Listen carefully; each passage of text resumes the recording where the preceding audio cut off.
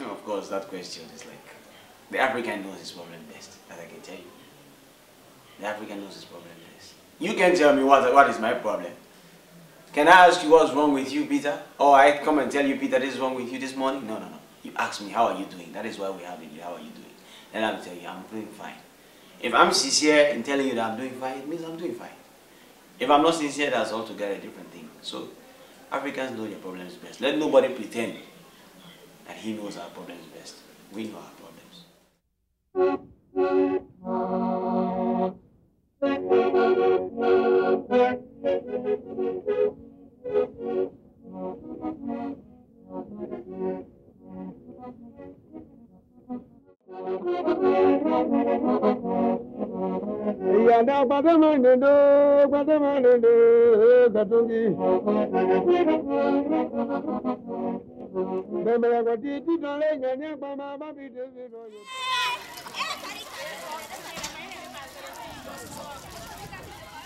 The unsettling coexistence of extravagant material prosperity and abject poverty in our world has caused many well-intentioned people in the more prosperous countries to worry about the condition of the rest. This concern, along with many other factors, has motivated private citizens, corporations, and even governments from all corners of the planet to donate their time, money, and resources to the cause of development and poverty alleviation. Despite this deluge of support and the vast crop of NGOs that it spawned and continues to sustain, the Western world has faced considerable difficulty in its attempts to translate these copious resources into concrete improvements in the lives of the world's poor. To explain these shortcomings, the most insightful critics of Western development efforts identify our lack of local knowledge and our simple-minded approach as the root of our repeated failure. Most of the West's knowledge about the world's poor, and Africans in particular, come from heart-wrenching but superficial newspaper articles and TV news stories about genocide, famine, and child soldiering. Even those Westerners who wish to understand the problems and prospects for development more deeply usually find themselves reading project and country reports from the United Nations or the myriad of NGOs that make it their work to end poverty. Like the more mainstream media sources, it is outsiders who almost always write these reports, and they are often written to please the donors who sponsored the particular project in question. While many Western scholars have written lengthy critiques of the development industry and recommendations for its reform, I wanted to see what development efforts look like from the perspective of those they are intended to benefit. I wanted to see if we could gain insight into how to improve and reform development efforts by simply listening to those people whose lives we have sought to change. With this purpose, I traveled to Sierra Leone, the world's second poorest country according to the United Nations Development Index, and began to ask educated young people about the effectiveness of foreign development efforts in their country. As I had expected, the opinions I heard differed substantially from the self-glorifying accounts given by NGO reports and UN documentaries.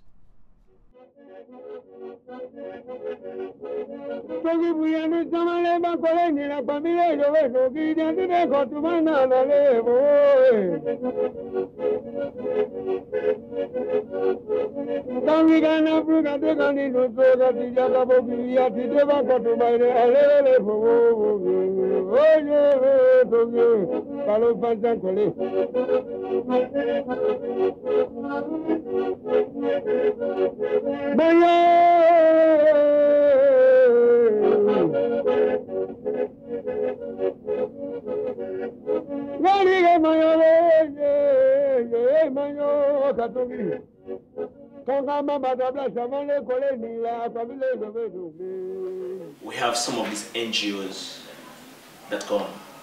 They go out, cry to the World Bank or cry to donors that please give us some funds. We've seen a vision for Sierra Leone, and they give out their plans that if this money is given to us, this is what we will do. It's good, it is theoretical. But implementing it now for it to be practical becomes the problem.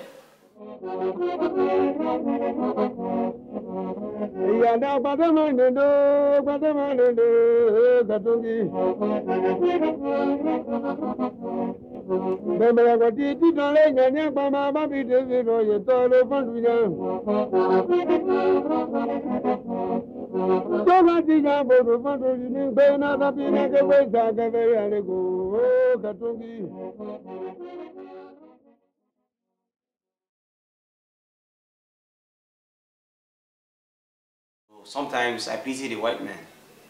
For so many years after colonialism, they have tried, sometimes genuinely, to see that Africa changes. But what happened is there are a lot of people who assume, Westerners, that they know Africans' problem best. And they disregard the African in identifying his own problems. And sometimes the result is failure, or if not failure, but being counterproductive. They come in the name of helping, or in the name of solving the problem, in which they don't even have an iota of idea on how to solve the problem. So when they come, they just tell you, oh, we have the solution to your problem. Don't worry, we're here and we're going to help you solve your problem.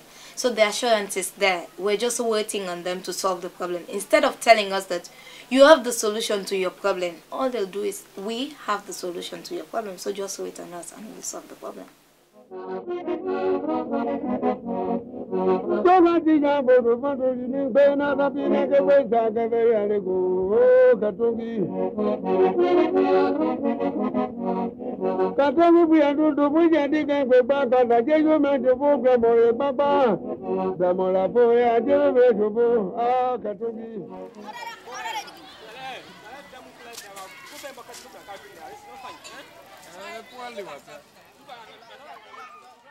We have a problem, and the problem is that of a dependency syndrome.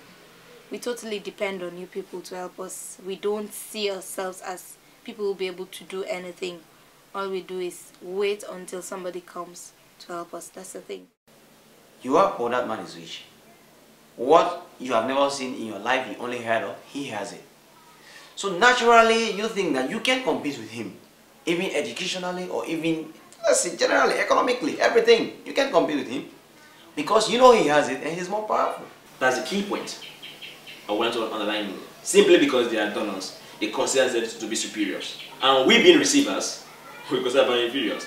That is why when they say, this is for you, we feel happy. We always feel very small when people are around. We see you as the giants of the day. And that's the problem. Let's talk of these donors that send their money in Sierra Leone in particular. They will say, okay, Sierra Leone, now you've cried. We want to give you this amount of money. But this is how you use it.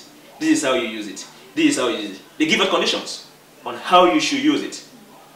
This tells you that failing to work with the conditions, definitely they won't give you the money. Even if their condition happens to be wrong, or their condition happens to be contrary to your own expectation. But for the fact that you are a beggar, whatever they say is what you do. So you have no choice rather than doing it.